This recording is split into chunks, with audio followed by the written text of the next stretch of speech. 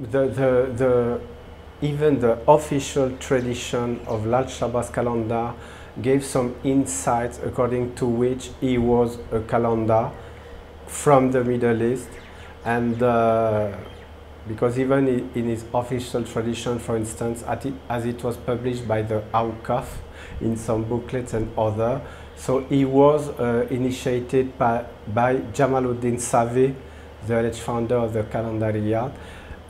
Yeah, but even if very often in the local sources is not given this name, but he is identified with other nicknames, but we know he is Jamaluddin Savi.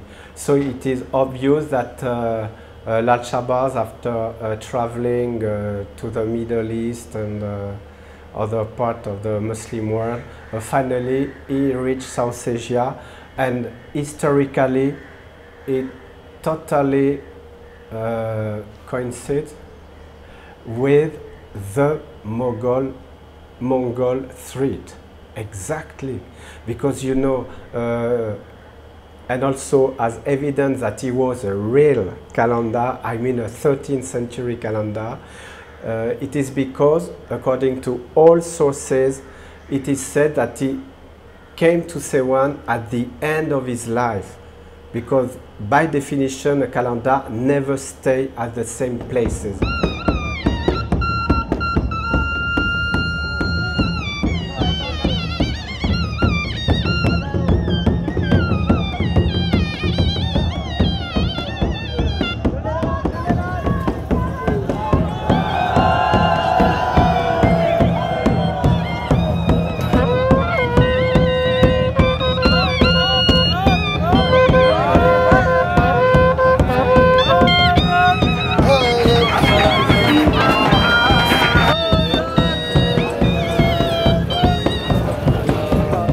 Yes, but at the beginning we did not plan to implement an interdisciplinary project.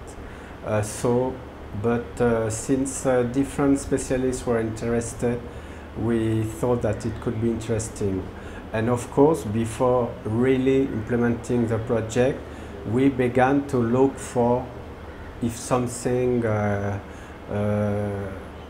has been completed in similar ways, and so we had a look at the work on Sufi shrines, Sufi sites, and so on, and we were very surprised to see that no interdisciplinary study has been devoted to a Sufi site, not only in South Asia but in all the Muslim world.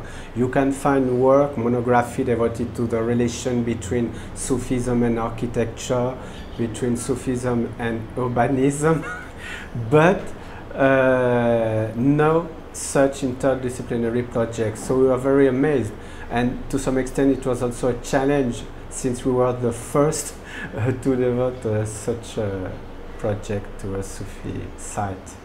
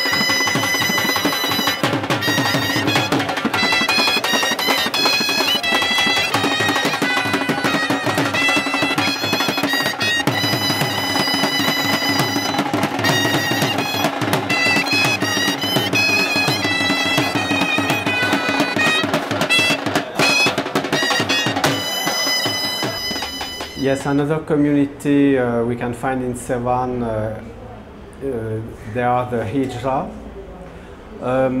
It is also well known that the Hijra are auspicious for different functions, and we can find them, of course, in a number of shrines in Sindh and in other parts of Pakistan and also in India. But in Sehwan they have special place.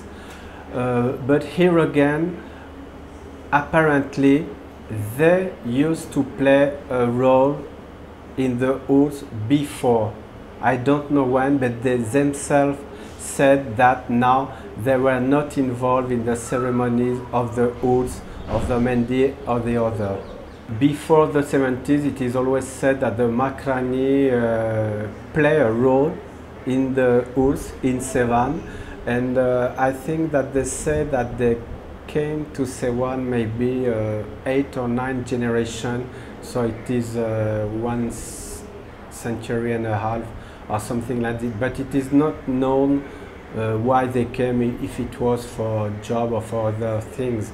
But on the other side, there is a French ethnomusicologist who did a lot of research in Balochistan, and he was studying devotional songs, and Lal Shabazz is a central figure of the devotional songs. So it is very interesting, and all the Baluchi met for doing his research were performing the ziyarat for the Ours. So there is a very old relation between Lal Shabazz and the Baluchi, I mean even in Balochistan, and also it is well known that there is a place, Dasht Shabazz, where it is said that Lal Shabazz stayed for some time, and it is in Balochistan.